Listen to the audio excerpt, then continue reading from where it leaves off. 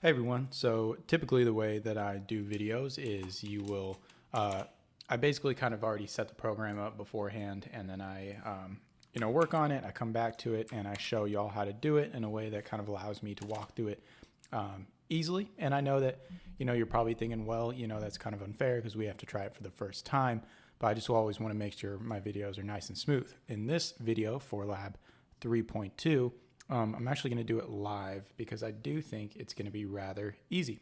So here, our first prompt is that the assignment wants us to set up a function called birthday song, and it wants us to input a name variable to it and then print out for that name the happy birthday song. So here you can see I start the def birthday song name, and I put this in the correct format with the name of the function right here, def before it, which defines it as a function, and then a variable. In this case, it will be name. And I have a return piece right down here at the bottom. Our return, as it says in the function, parameters, is going to have nothing, so it's just a blank return as I'm leaving it. And here I'm going to write a print statement for our happy birthday song. So happy birthday, dear, and then we're going to put name. And since name has been defined right here at the top of our file as a variable, I can then use it anywhere inside of this function. But just keep in mind, it only really exists inside of these lines right here. If I go down here and I want to use name, it doesn't exactly exist in the same context, right? And you can see my editor will flag it and will tell me that I can't use it.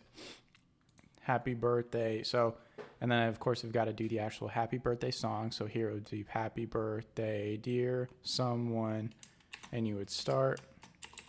I'm actually going to put it on the next line and just go ahead and copy all this because we're just going to say happy birthday, dear someone again.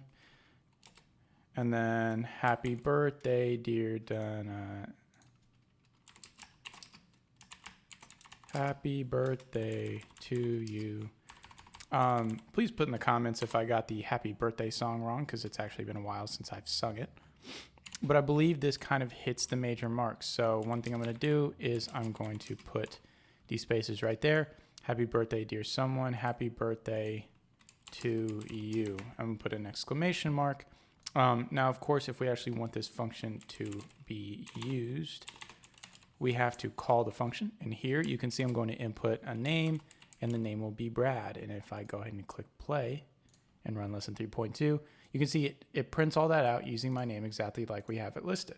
The nice thing about this is instead of having to go through and replace everything with a new name, I could use a name like, let's say, Priscilla, which would be, I think, a pretty cool name.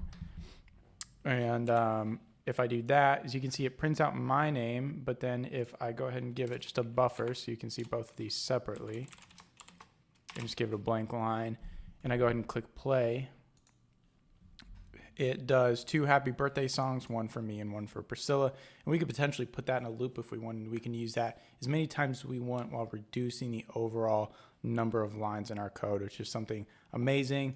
I think that in my personal opinion, if statements, loops, and functions are some of the stuff that really makes programming so useful. And that's kind of like the whole point of it, right? We want something reusable, and we want the computer to be able to make decisions for us.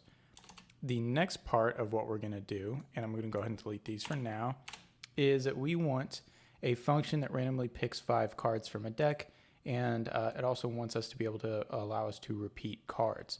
So here I'm going to go ahead and start, and I'm going to make a function called card picker. And I don't think I need any input for it right now, but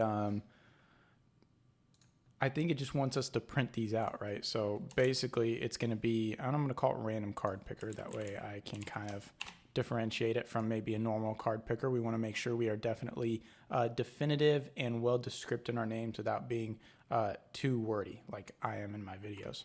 So here I would have a list set up, and I believe it actually provides us this. So I'm going to go ahead and pull out the list right here, and it is number. I'm going to call it cards. And once that's been created, I can then basically just do print.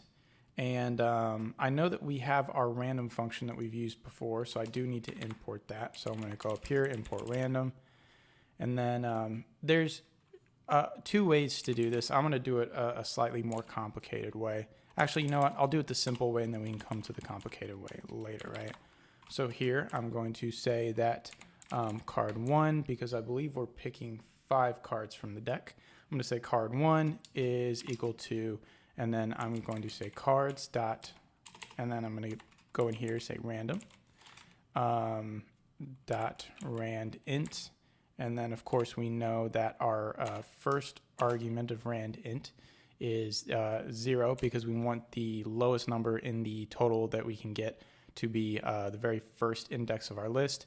And we want the second number to be as long as the list is. So this one's 1, 2, 3, 4, 5, 10, 11, 12, 13 long. So my last index would be 12, right? And that now has selected the very first card in a string that I can then use later. So now if I just go ahead and copy these down, I can go and replace each one of these like so. So I can say card 4, and right here I can say card 5. Oh no, that's card 8. This is card 5. Now pretty much all I'm going to do is I'm going to say the first card picked, or I'm going to actually say, I'm going to say it like this. The cards picked in order are, and of course we want to give it quotation marks like I didn't do it. So I'm going to set my quotation marks right here at the beginning and at the end. And then I'm going to simply say card 1 plus card 2 plus card 3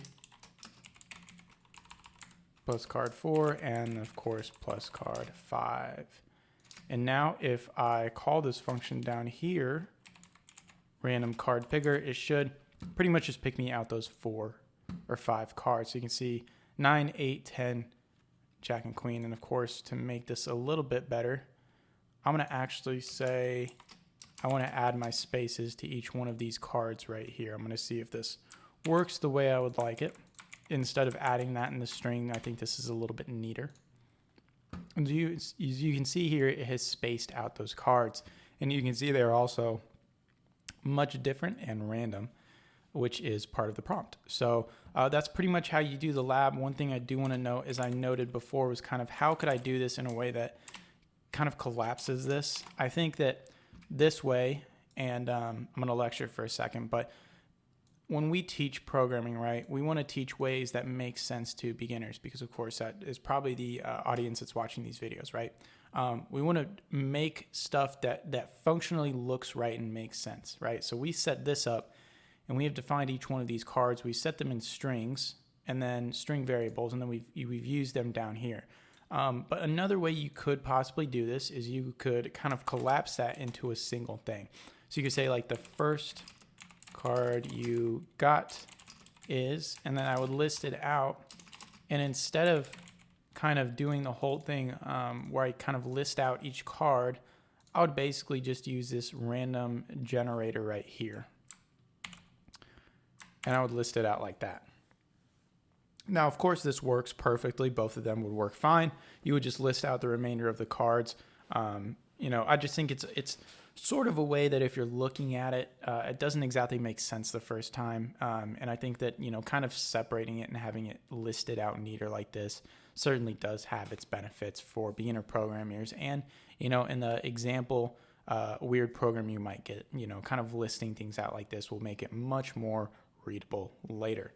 But overall, that is both of the exercises on Lab 3.2, which is the birthday song on the random cards.